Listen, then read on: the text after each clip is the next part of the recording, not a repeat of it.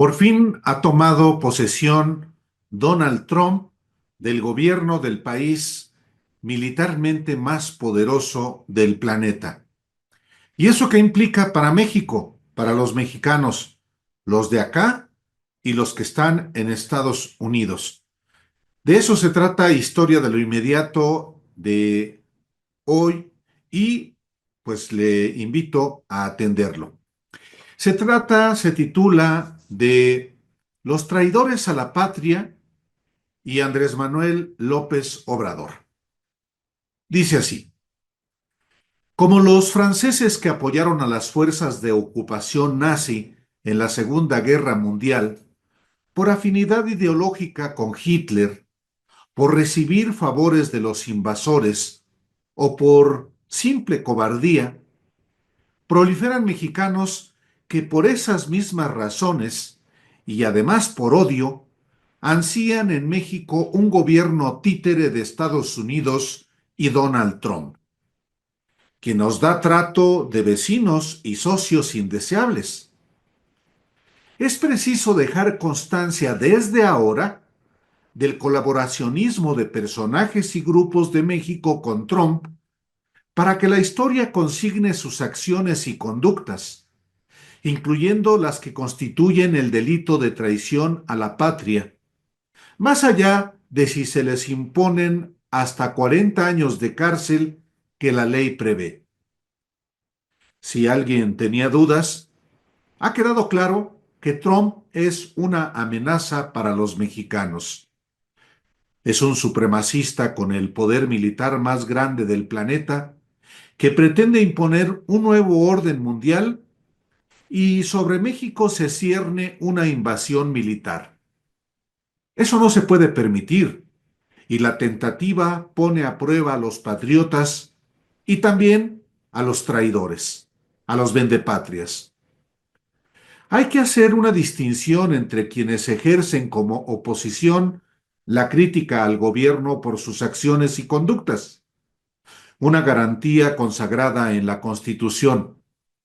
Diferenciarlos con quienes cooperan y festinan expresamente las agresiones de Trump contra México, incluyendo la vulneración de nuestra soberanía e integridad territorial. Los mexicanos tienen la sabiduría para distinguir a unos y otros, en particular a quienes cometen traición a la patria, delito previsto en un capítulo completo del Código Penal que lo detalla y sanciona en los artículos 123, 124, 125 y 126, algo que los potenciales traidores a la patria deberían tomar nota para no cometerlo. Son traidores a la patria quienes realicen actos contra la independencia, soberanía o integridad de la nación mexicana con la finalidad de someterla a persona, grupo o gobierno extranjero, que tomen parte en actos de hostilidad en contra de la nación mediante acciones bélicas a las órdenes de un Estado extranjero o coopere con éste en alguna forma que pueda perjudicar a México, así como al que prive ilegalmente de su libertad a una persona en el territorio nacional para entregarla a las autoridades de otro país o trasladarla fuera de México con tal propósito. El Código Penal también dice que son traidores a la patria quienes formen parte de grupos armados dirigidos o asesorados por extranjeros, organizados dentro o fuera del país, cuando tengan por finalidad atentar contra la independencia de la República, su soberanía, su libertad o su integridad territorial, o invadir el territorio nacional aun cuando no exista declaración de guerra, así como quienes recluten gente para hacer la guerra a México con la ayuda o bajo la protección de un gobierno extranjero. Es claro que quienes apoyan a Trump para que el ejército de Estados Unidos invada México y combata supuestamente a delincuentes, como proponen los panistas Marco Cortés y Lili Telles, se colocan en la hipótesis de traidores a la patria, que en la fracción 11 del artículo 123 del Código Penal los define como quien invita a individuos de otro estado para que hagan armas contra México o invadan el territorio nacional, sea cual fuere el motivo que se tome. Junto con el tema de la traición a la patria, sobre cuyas hipótesis solo he enumerado una parte, se discute también sobre la unidad nacional. La presidenta Claudia Sheinbaum no la ha convocado porque no necesita hacerlo. Así que es ocioso si alguien se suma o no se suma. La verdadera unidad nacional nace de la legitimidad de la autoridad que se consolida o debilita con acciones y conductas cotidianas. En ese sentido, sin convocarla, la unidad nacional está vigente en México en torno a la presidenta de la República, que después de obtener el cargo con el 60% de los votos, ha acrecentado el respaldo popular de alrededor del 80% de los mexicanos.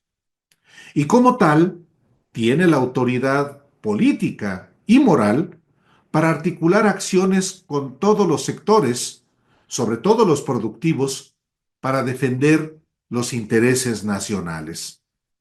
Y hay que recordarlo, no es la unidad nacional a la que convocó Enrique Peña Nieto en 2017 sin tener respaldo ni respeto de la mayoría de los mexicanos. Tampoco es a la que convocó Felipe Calderón tras el fraude que cometió en el 2006. Ahora, tampoco es fortuito que en este entorno, antes y después de la toma del poder de Trump, haya arreciado la campaña contra Andrés Manuel López Obrador, acusándolo otra vez de haber entregado el país al narcotráfico. La fantasía de la derecha, pues es clara, es emparejar el marcador. Sí, si Estados Unidos apresó al narcotraficante Genaro García Luna, su héroe tanto como Felipe Calderón, entonces, dicen ellos, corresponde encarcelar a uno de izquierda y debe ser López Obrador. Estos malquerientes de López Obrador, que son capaces de ofrecerle a Trump el país con tal de que lo aprecie, han construido la historia con base en puro humo de que es un narcotraficante y que se esconde simultáneamente en un rincón del Palacio Nacional y en Cuba, que no está en su rancho allá en Palenque, Chiapas. Pero es la misma invención de López Obrador comunista y dictador.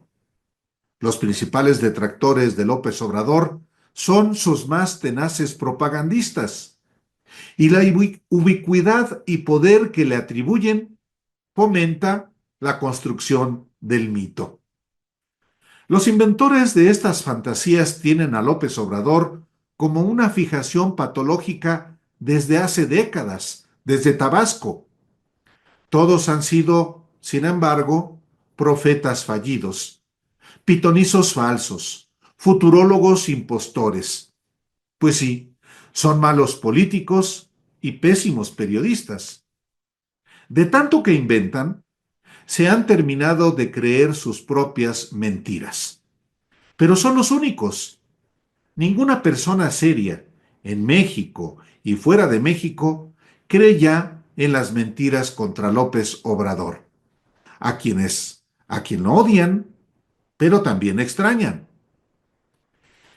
Como ha ocurrido con otras invenciones de los vendepatrias, estas mentiras construidas desde el odio se le van a volver a caer, como el lodo cuando se seca. Allá ellos si quieren ser vasallos de Trump, porque la mayoría de los mexicanos tenemos una convicción.